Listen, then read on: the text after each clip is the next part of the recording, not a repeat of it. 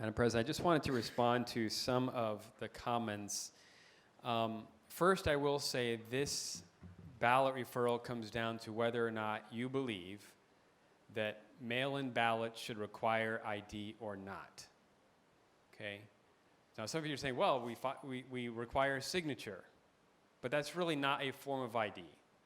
That's promising that you filled out the ballot, but it is not an actual form of ID. We do not require ID for 80% of ballots, roughly. That's how many folks mail in their ballots these days. So this comes down to whether or not this new form, this very popular form of casting your ballot, should require ID, as is the case when you go to the polls. I believe the answer is yes. Now, some folks have suggested that this would not allow tribal ID. That is not true. It is not true.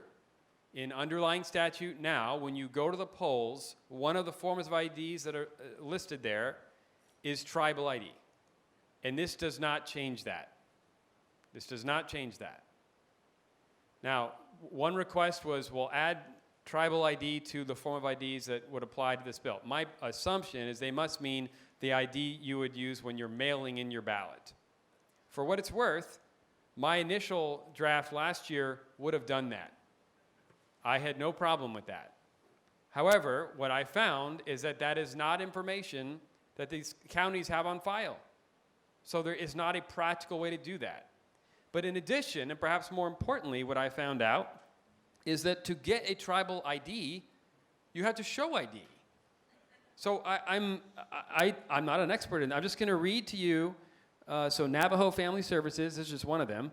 And then the FAQ page here, and then you, okay, what documentation am I required to provide?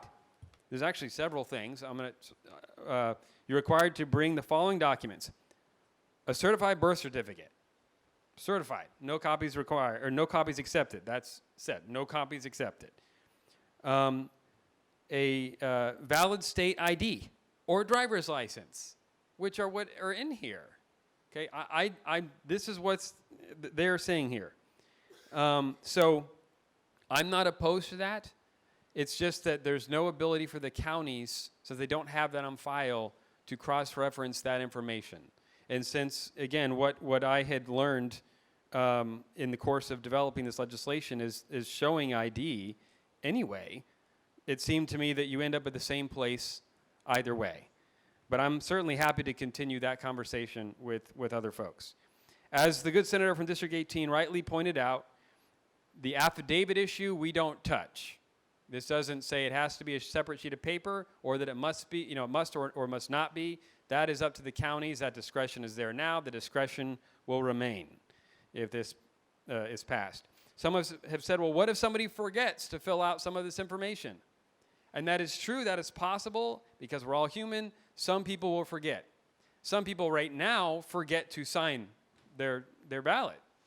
And we spend every election saying, hey, remember to sign the ballot. And the truth is, the price, if you want to view it that way, of this convenience is due diligence. Okay?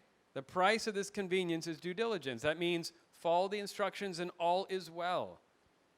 And whether that's signing the affidavit, which of course is required, or providing the ID, which for the next 2 years, if this passes, we'll be talking about, because the amendment will delay its implementation until the primary of 2024. I also want to mention that something provided in the bill is that if you don't have a driver's license or social security number, you can get a non-operating ID number. Now, normally these are not very expensive, 10 or 12 bucks or whatever, NBD. But regardless, if you show up and say, hey, this is so that I can vote, we'll provide it to you for free. So we are doing everything we can to try to make it as convenient as possible to take advantage of this convenient way to vote. I think that if the voters are given the choice on this, and that's really all this is, this does not pass the law. This gives the voters the choice of whether or not to pass it, and we'll be having, I presume, a conversation with our voters, with the public over the next several months leading into the election if this makes the ballot. Another thing that was brought up is this will place additional burden on election officials. The truth is, the mail-in ballot system creates that burden now. If you wanted to alleviate a lot of the burden, you would eliminate early ballots. And there are some people who would advocate for that. But we don't do that, or we haven't at least to this day, because, again, it's a convenience we extend to voters. And for what it's worth, for those who are concerned about, whether what they mail in is counted, there's another bill moving through the process that would allow for tracking. Maricopa already does that, but others would be empowered or encouraged to do that as well. Members, with respect, I think this is common sense legislation.